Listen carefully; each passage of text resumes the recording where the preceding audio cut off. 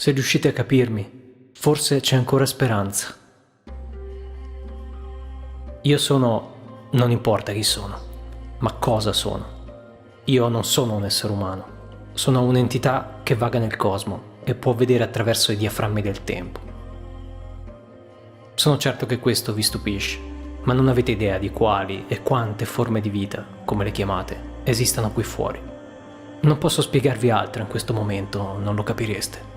Sto per ripartire e ho solo il tempo di dirvi questo. Ho potuto vedere tutta la vostra evoluzione in un solo vostro battito di ciglia. Ho visto insieme chi siete e chi eravate. Quando vi guardate allo specchio non vedete più chi siete. Vedete la maschera che indossate, vedete l'ossessione di cui siete preda.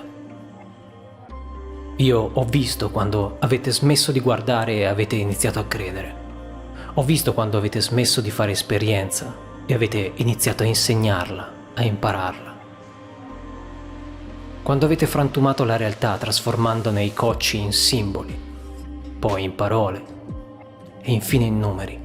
Avete così iniziato la vostra opera di virtualizzazione del tutto, ponendo un filtro tra voi e la realtà, qualcosa che oggi vedete realizzato con i computer, internet, realtà virtuali. Ma quelli sono solo strumenti che mettono in pratica lo stesso concetto. Scambiare la realtà con la sua rappresentazione, l'oggetto con il suo simbolo. Al punto che pensate che se non si hanno parole per esprimere qualcosa, allora quel qualcosa non esiste. Al punto che pensate che persino i sentimenti si possono apprendere culturalmente, dimenticando lo strazio che prova un qualsiasi animale che perde un figlio, che sente dolore, senza aver mai avuto bisogno di leggere nulla a riguardo. Ma se vi accorgeste di questo, non potreste incensare tutta la vostra fatica nel creare fittizi strumenti culturali che fingono di darvi tutto quello di cui la natura vi ha già dotati. È stato molto comodo per qualcuno far credere che la bontà, i sentimenti, la condivisione, l'aiuto del prossimo fossero precetti da insegnare, imparare o da pagare, mentre la violenza o la guerra fossero parte inscindibile della natura umana. Altrimenti sarebbe stato molto più complicato convincervi ad arrendervi a un sistema di leggi e punizioni comandato da pochi. Ho visto quando avete iniziato a sentirvi ospiti indesiderati che dovevano guadagnarsi un misero angolino di un pianeta che era già interamente casa vostra. Ho visto quando l'ossessione che vi ha colto vi ha fatto piantare coltelli nel terreno, forzandolo a darvi più del necessario, senza più ascoltarlo, senza più capirlo, fino ad arrivare a soggiogare altri esseri viventi perché la vostra energia non bastava. L'ossessione chiedeva sempre di più e voi gli davate voi stessi, le foreste, gli animali, fino a divorare tutto e crollare. O divorare tutto e iniziare da capo altrove, soggiogando altri che sono stati obbligati a unirsi a quella follia. Vi ho visti fare di questa ossessione un dogma da difendere con l'autorità, con le mura e gli eserciti, sempre sull'orlo della prossima estinzione, da cui vi siete salvati solo trovando nuove forme di sfruttamento e devastazione. Vi ho visti fuggire da voi stessi, cercando di capire ciò che non potevate capire. Chi con la fede, chi con i numeri, due religioni apparentemente diverse che hanno un unico credo, quello di farvi sentire speciali, quando in realtà è solo un sintomo di quanto siete disallineati e alieni sul vostro stesso pianeta. Così limitati dall'idea che da una parte esiste solo quello che riuscite a calcolare, misurare, e dall'altra quello in cui volete credere. Tutto questo è una fuga disperata dalla vostra mortalità, da quello che siete come specie, da quello che vi completa come esseri viventi. Apparentemente avete studiato molto voi stessi e gli altri animali. Sapete che esistono caratteristiche specifiche ed uniche per ogni specie, così come esistono caratteristiche comuni e condivise da molte specie. Sapete anche che due delle caratteristiche specifiche dell'animale umano sono l'attitudine alla cooperazione, alla condivisione e la capacità di essere empatico, cioè avvertire dentro di sé la condizione dell'altro. Eppure, i sistemi sociali che avete creato, seppur diversi tra loro, condividono la presenza di gerarchie, di competizione, autorità, elementi in perfetta antitesi con due delle più importanti e vitali caratteristiche della vostra specie. Quindi è evidente che le vostre società non sono state costruite su misura per voi, ma su misura della vostra ossessione.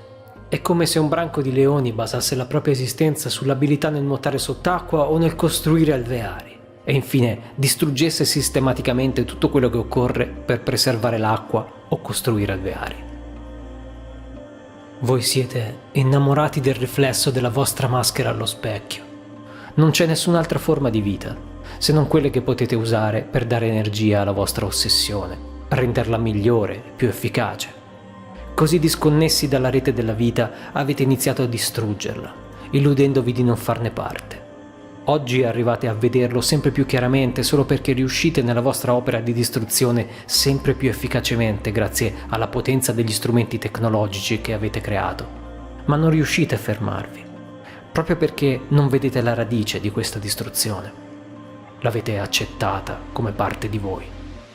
Guerra, fame, sofferenza, catastrofi ambientali, le vedete come eccezioni da correggere, quando sono i costanti sintomi dell'ossessione di cui siete preda e che non potrete risolvere con la stessa mentalità con la quale li avete generati. Sono grida che vi implorano di cambiare strada, non semplici errori da sistemare.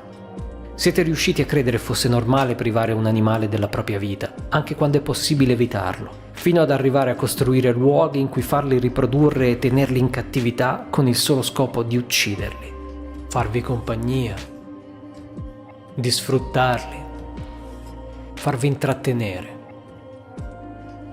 Generazione dopo generazione, dimenticando di essere animali, anche voi.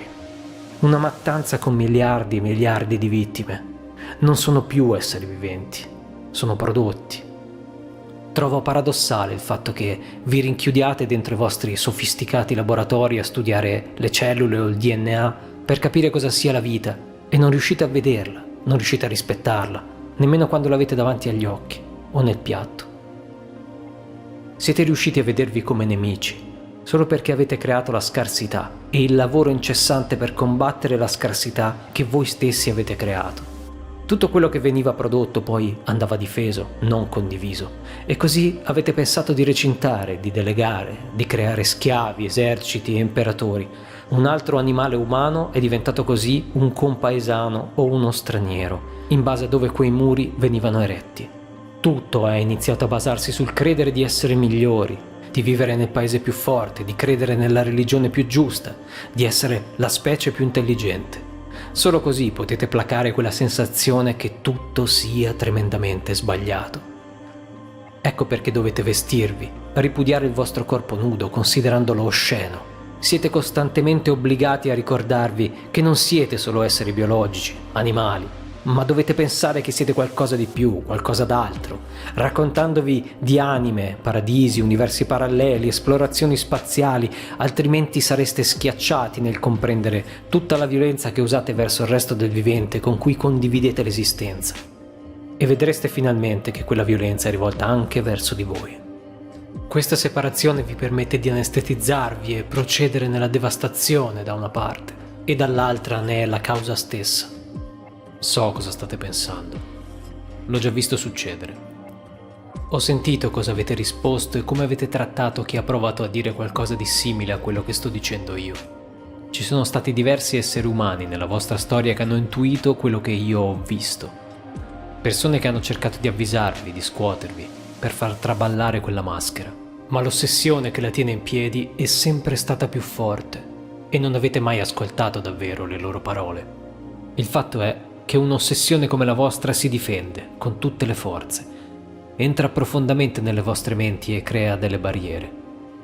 Quando qualcuno la mette in discussione, mettendo in discussione la civiltà che avete creato, a voi appare come un attacco a tutto quello che credete di aver conquistato, al benessere a cui siete giunti con fatica e no, non è possibile tornare indietro.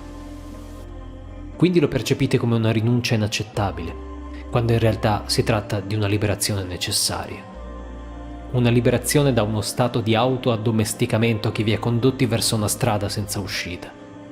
Ogni apparente conquista di cui vi fregiate è solo l'ennesimo anello di una velenosa catena.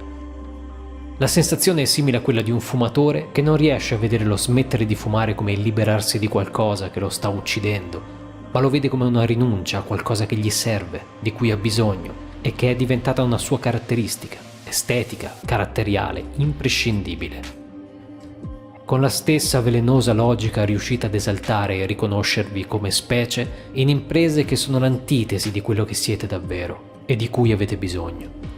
Solo una fortissima ossessione che diventa dipendenza patologica può riuscire a creare questa illusione che non ve ne fa mettere in discussione i cardini, fino ad accettarne ogni nefasta conseguenza, fino alla fine. Ecco perché tutti i cambiamenti che avete fatto nella storia, in realtà, per quanto apparentemente rivoluzionari e innovativi, non sono stati altro che diversi modi di percorrere lo stesso tracciato, allontanandovi così anche dall'unica realtà che esiste, la realtà da cui tutti gli esseri viventi dipendono, compresi voi.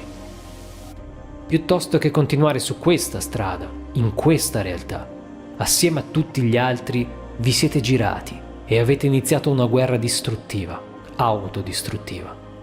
Voi la percepite come la vostra evoluzione, ma in natura l'evoluzione è qualcosa che permette di sopravvivere avendo una profonda connessione con l'ambiente e adattandosi ad esso nella maniera migliore. Ma voi avete fatto l'opposto.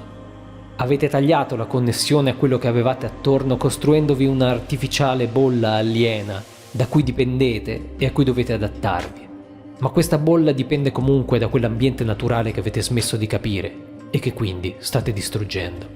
Insomma, non ci vuole molto a comprenderne l'intrinseca insensatezza e l'ineluttabile destino.